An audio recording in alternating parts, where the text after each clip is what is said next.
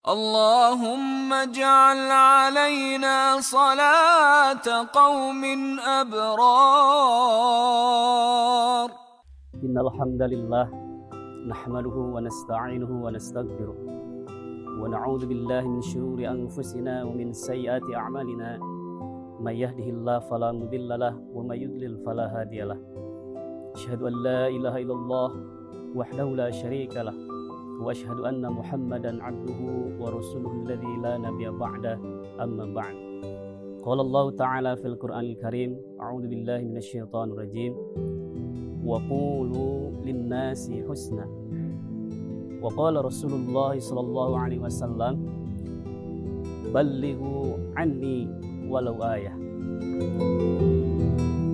Ikhwatu iman rahimakumullah, para santri juga orang tua, wali santri yang saya hormati. Alhamdulillah, pada kesempatan ini Allah masih berkenan memberi kita kesehatan, sehingga mudah-mudahan sampai saat ini kita masih dapat berkumpul dalam rangka beribadah kepada Allah Subhanahu wa Ta'ala, dalam rangka melaksanakan berbagai macam amal soleh. Para santri dan juga para orang tua wali santri yang dirahmati oleh Allah Subhanahu wa Ta'ala,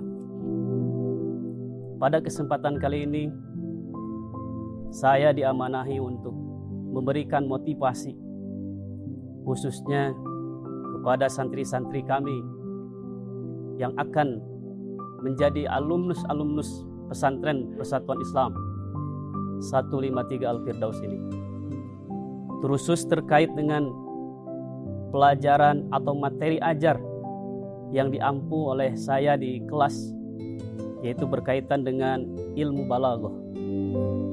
Sejauh mana urgensi atau pentingnya ilmu balaghah untuk dipelajari? Mengapa kita mempelajari ilmu balaghah? Untuk apa dipelajari ilmu balaghah? Tentu saja ilmu balaghah dipelajari di pesantren kita memiliki manfaat yang sangat mendasar sekali.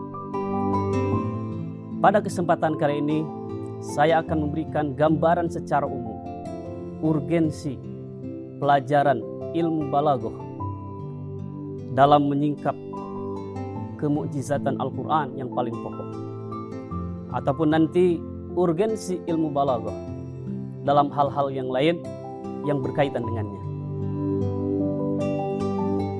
Dalam muqaddimah saya membacakan potongan ayat dalam surat Al-Baqarah ayat 83 dan juga potongan hadis yang diriwayatkan oleh Imam Al-Bukhari dari sahabat Abdullah bin Amr. Tentu saja Al-Quran, ayat Al-Quran dan juga hadis Rasulullah SAW yang tadi saya bacakan itu ada kaitannya erat dengan pelajaran ilmu balaghah. Ikhwatu iman rahimakumullah, para santri dan juga wali santri yang dirahmati oleh Allah Subhanahu wa Ta'ala. Allah Subhanahu wa Ta'ala memerintahkan kepada kita di antara sekian banyak perintah yang oleh Allah Subhanahu wa Ta'ala diperintahkan kepada kita, ada satu perintah yang harus kita cermati. Di antaranya sebagaimana diungkapkan oleh saya tadi dalam muqaddimah, A'udzu billahi minasyaitonir rajim, wa qulu linnasi husna. Yang artinya, dan ucapkanlah linnasi kepada manusia husna, yaitu ucapan yang baik. Pertanyaannya, ucapan yang baik itu seperti apa? Dan bagaimana ukurannya? Ikhwatu iman rahimakumullah, para santri dan juga wali santri yang dirahmati oleh Allah Subhanahu wa Ta'ala, di dalam kitabnya Al-Mu'jam Al-Mufakhras li Ma'anil Qur'anil Azim, Muhammad Bassam Rushdi Az-Zain menyatakan setidaknya Al-Quran mengungkap ada 7 sifat ucapan atau ada 7 sifat perkataan, yang nanti 7 sifat dan perkataan ini adalah terkandung dalam perintah Allah yang tadi, wa qulu linnasi husna. 7 ucapan atau 7 sifat dalam ucapan ataupun perkataan yang dimaksud adalah Yang pertama, Al-Quran mengungkap qaulun ma'rufun. Ada ucapan yang ma'ruf. Maksudnya adalah ucapan yang baik, ucapan yang dapat diterima oleh adat istiadat yang berlaku. Jadi baik dan tidak baiknya itu merupakan atau itu disesuaikan dengan adat istiadat masyarakat setempat. Hal ini sebagaimana diungkapkan dalam Al-Quran surat An-Nisa ayat ke-5.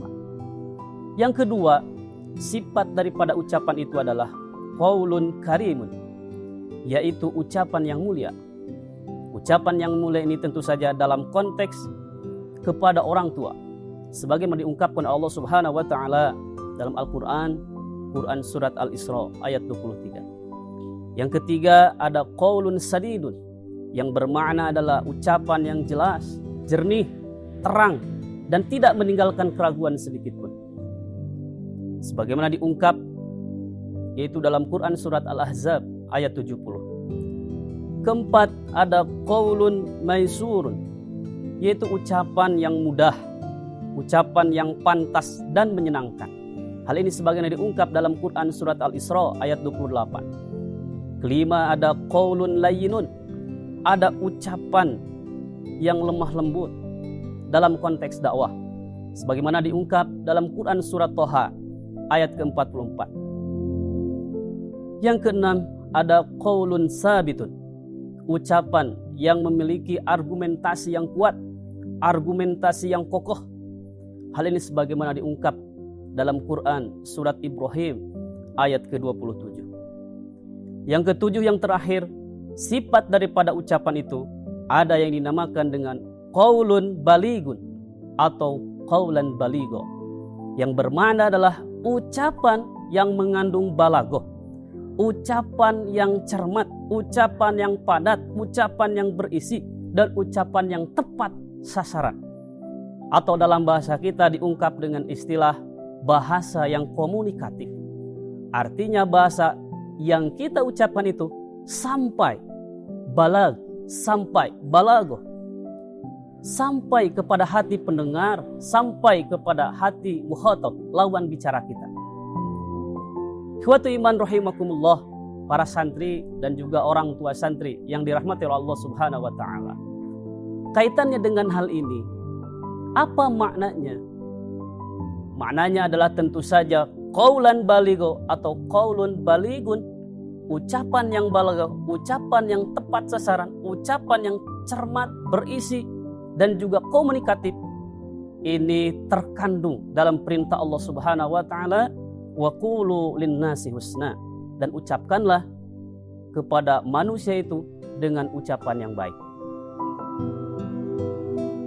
Rasulullah sallallahu alaihi wasallam pernah bersabda, sebagaimana diungkapkan tadi dalam muqaddimah. Hadis ini riwayat Imam Al-Bukhari dari sahabat Abdullah bin Amr. Hadis ini sangat populer, tapi seringkali maknanya tidak sepopuler teksnya.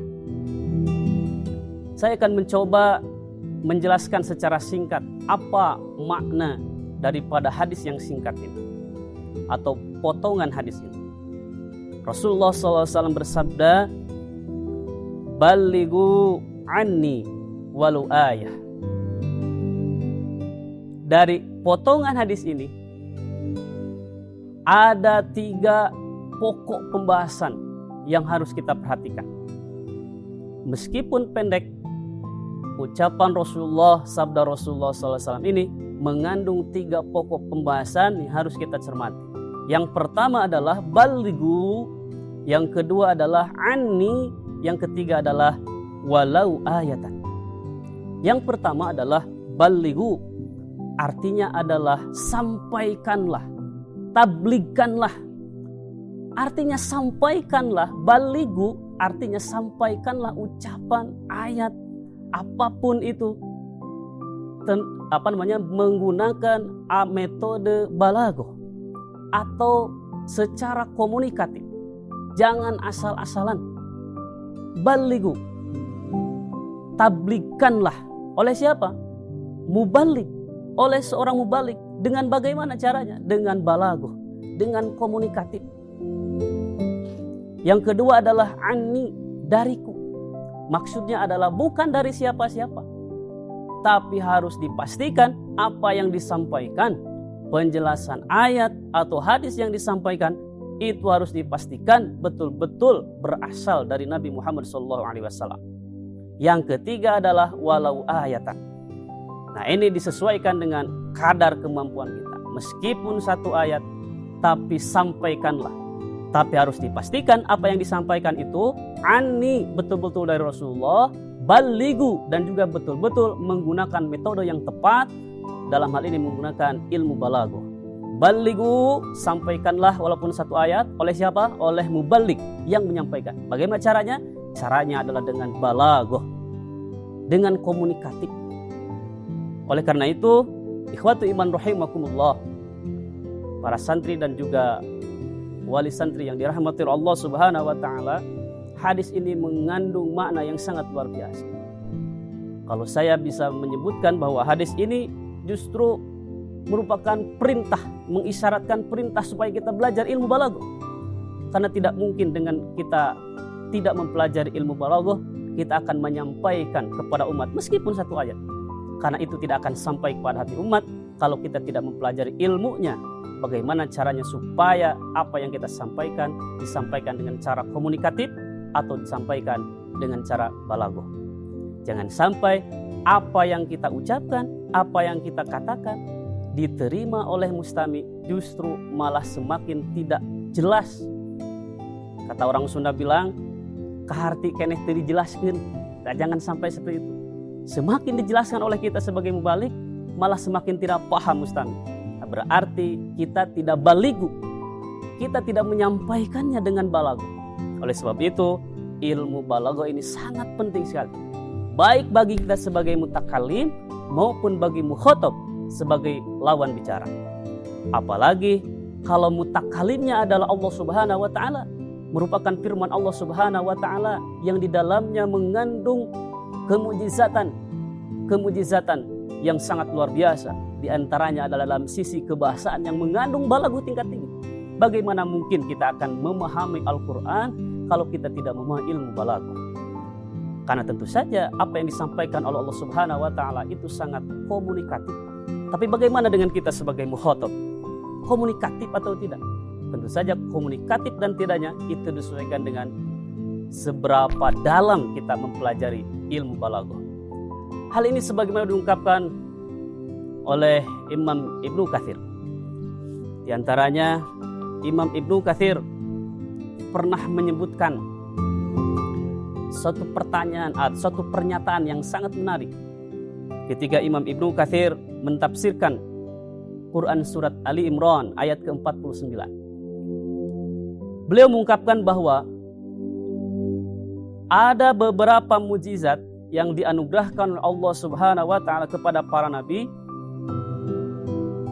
Termasuk nanti Imam Ibnu Katsir mengungkap sisi kemujizatan Al-Quran sebagai mujizat yang diturunkan oleh Allah Subhanahu wa taala kepada Nabi Muhammad SAW.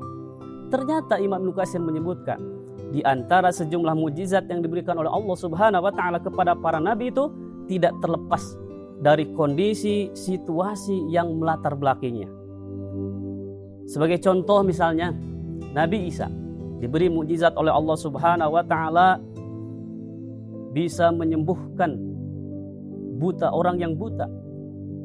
Tentu saja ini untuk mengalahkan argumentasi para ahli kedokteran pada waktu itu yang sangat sombong.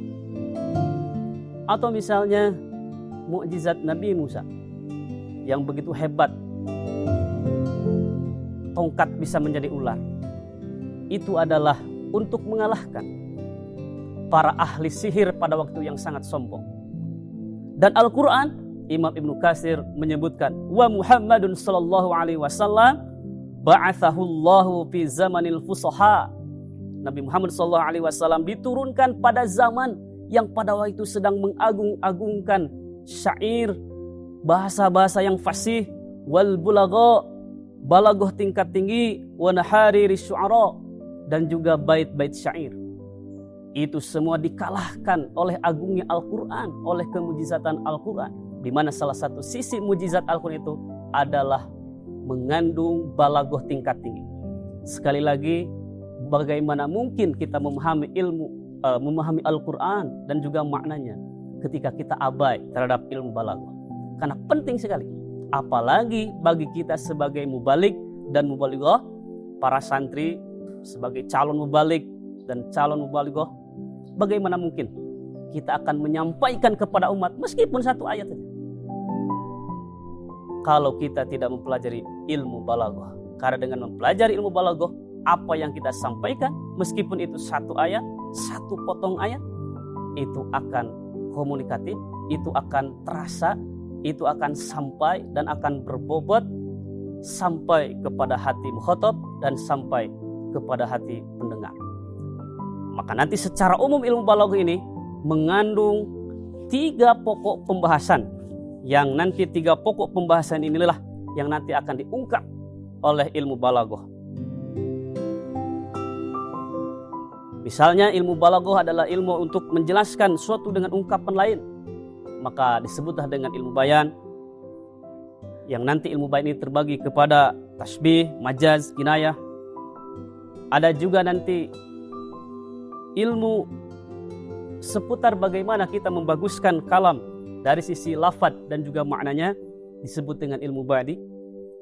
Dan juga ilmu seputar bagaimana kita menyesuaikan perkataan yang fasih dengan tuntutan situasi dan kondisi. Inilah yang disebut dengan ilmu ma'ani. Maka inilah yang dipelajari oleh anak-anak kita di pesantren Persatuan Islam 153 Al-Firdaus. Mudah-mudahan kita diberi kekuatan oleh Allah Subhanahu wa taala, kesempatan dan juga kesehatan Allah Subhanahu wa taala, tidak puas hanya sekedar belajar di pesantren Persis 153 Al-Firdaus ini, tapi ketika kalian keluar dari pesantren ini, kalian menemukan guru yang lebih hebat lagi, kalian menemukan ustadz yang lebih pakar lagi dalam ilmu ini. Karena ilmu ini sekali lagi memberi manfaat dan memiliki urgensi yang sangat dalam sekali, khususnya ketika kita menggali sisi kemukjizatan Al-Quran dan juga hadis Rasulullah SAW. Baik, itu saja yang bisa disampaikan. Mudah-mudahan menjadi ilmu bagi kita semuanya dan juga menjadi motivasi bagi kita semuanya untuk terus meningkatkan amal soleh kita, meningkatkan semangat kita dalam thalabul ilmi. Para santri dan juga orang tua santri yang dirahmati Allah Subhanahu wa taala, itu saja yang bisa disampaikan. Sekali lagi, mudah-mudahan menjadi motivasi bagi kita semuanya untuk senantiasa meningkatkan amal soleh kita. Rabbana la tuzigh qulubana ba'da idh hadaitana wa hab lana min ladunka rahmah innaka antal wahhab. Rabbana atina fid dunya hasanah wa fil akhirati hasanah wa qina adzabannar. Assalamualaikum warahmatullahi wabarakatuh. إلا به هو القرآن والفرقان إليه